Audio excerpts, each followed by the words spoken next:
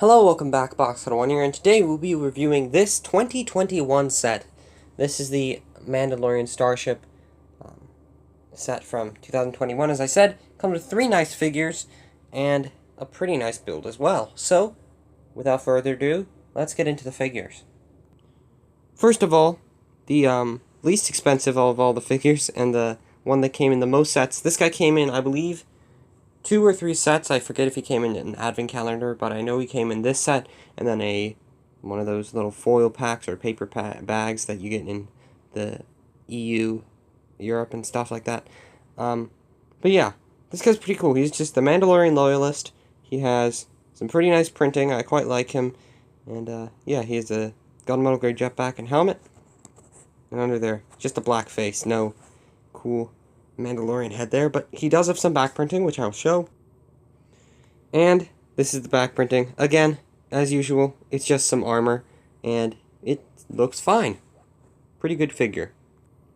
Next up, we have Bo-Katan Kryze, and she used to also be quite an expensive figure before they remade her in the spider tank from The Mandalorian. Now, she does come with an alternate hairpiece, which I just have tucked away inside the cockpit there, but yeah, it's just a pretty simple hairpiece. This is before they made the specialized mold for it, so they just use this one.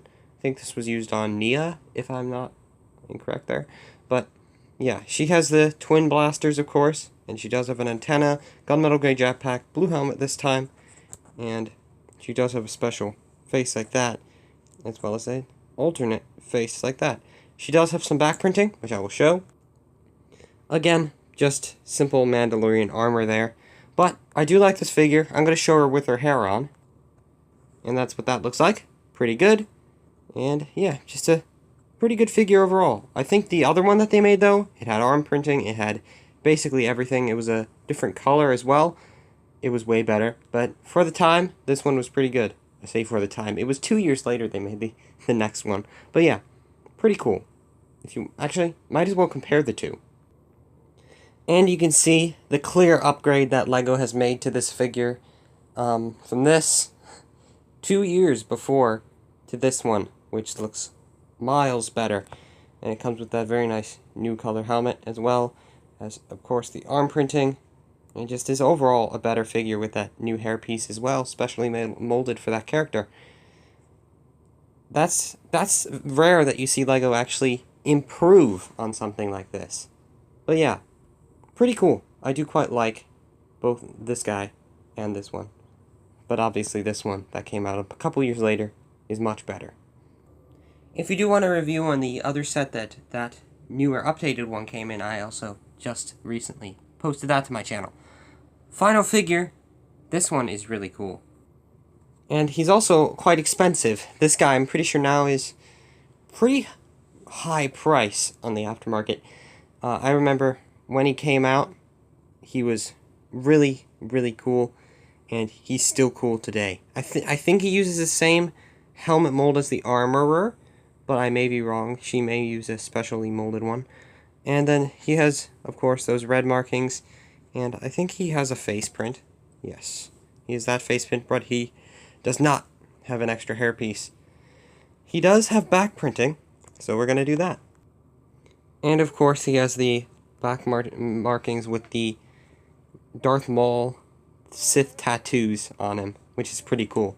So, yeah, it's a really cool figure. And as I said previously, I don't believe he was made, or I know he wasn't made, in any other sets, which makes him quite sought after. So, really cool to get him. I quite like this figure. And with the 3 really good figures over with, we can actually get into the build for this set. Now, first we're going to start with the wings, since they are on the outside of the ship, and they're probably the more recognizable parts of the ship.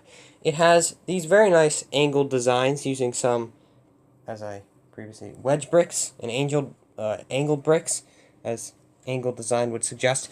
They look pretty good. They don't have too many stickers, but they do have some, like this one especially, which my other one is peeling off for some reason. I don't know how, but it is. And then it also has another sticker here. Don't think it has any in the cockpit. Then it has one on the back, And let's see the bottom. None on the bottom. So I think 4 stickers total. I have an extra sticker sheet for this set, so if I ever get annoyed by it, I can replace it. But yeah, pretty cool. I'll show you the wings again. Give you a little overview of the top. But it's actually quite interesting how they are built. They use a lot of... Oh, I thought this was the one that used Technic. It's the Bad Batch shuttle that used a lot of Technic in the bottom. But it's still cool how they get that angle design. Even on the bottom, it looks very good. And they're not too flimsy. These are actually quite strong wings. They do obviously have a little movability because they're on these, but besides the front, which I do have problems with these just easily popping off, they're actually quite strong, the wings. Furthermore, that sounds studious, they have these stud shooters, which, or not stud shooters, spring-loaded shooters, that, as the name would suggest, do shoot. They do have the engines on either one, and another spring-load shooter on the other. These are just mirror images of each other, so they're pretty simple that way.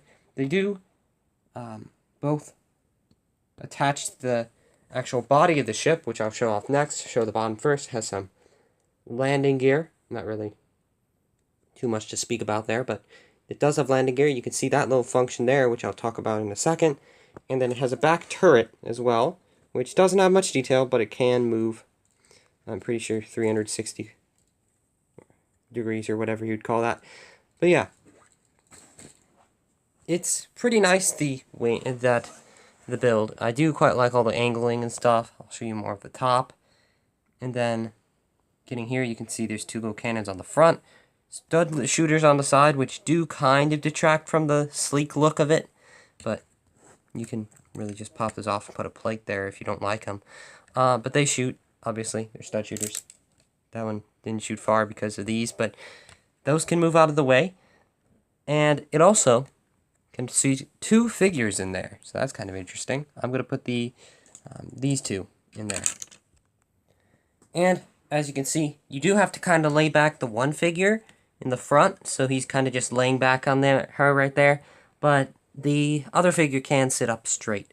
There is a printed control panel in the front, and it does close quite easily. There is a gap here, which I think could probably be fixed with one of those angled bricks like they have here, like this one.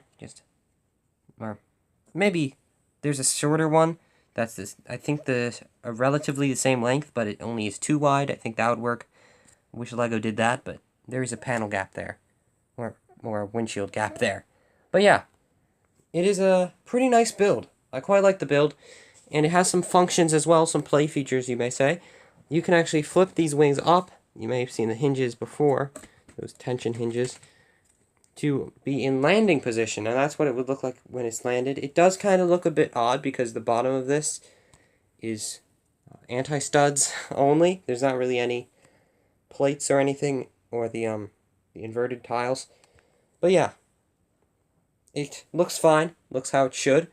And you can also, if you put these back down, flip it into kind of attack position, because as you see in the show, these things are spinning around these cockpits and firing, which you can see that's how it's actually positioned on the instruction manual, like that, which is pretty cool. I do quite like the look of this ship, especially in that position. But yeah, it's a pretty cool set, and it looks really good. I quite like everything about it, actually.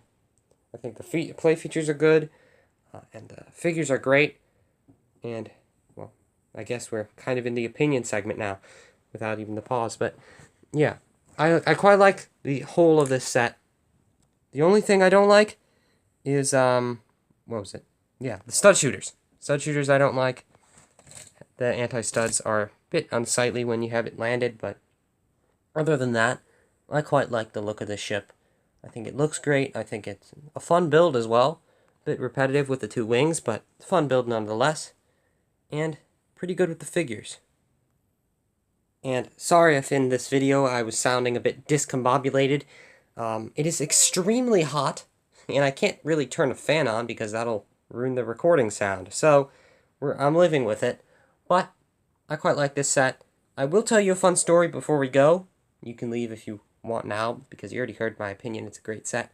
But when I got this set originally, I think I got it for Christmas or my birthday, the figures were missing. Somebody, probably in the factory, because the bags were sealed, took the figures off. So, yeah, that was an interesting experience to try and get these guys. But yeah, I do hope you enjoyed. I shall see you next time. Goodbye. Also, quick little thing.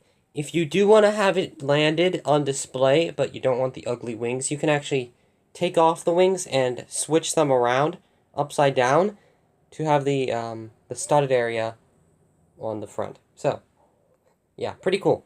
Anyway, actually this time, goodbye.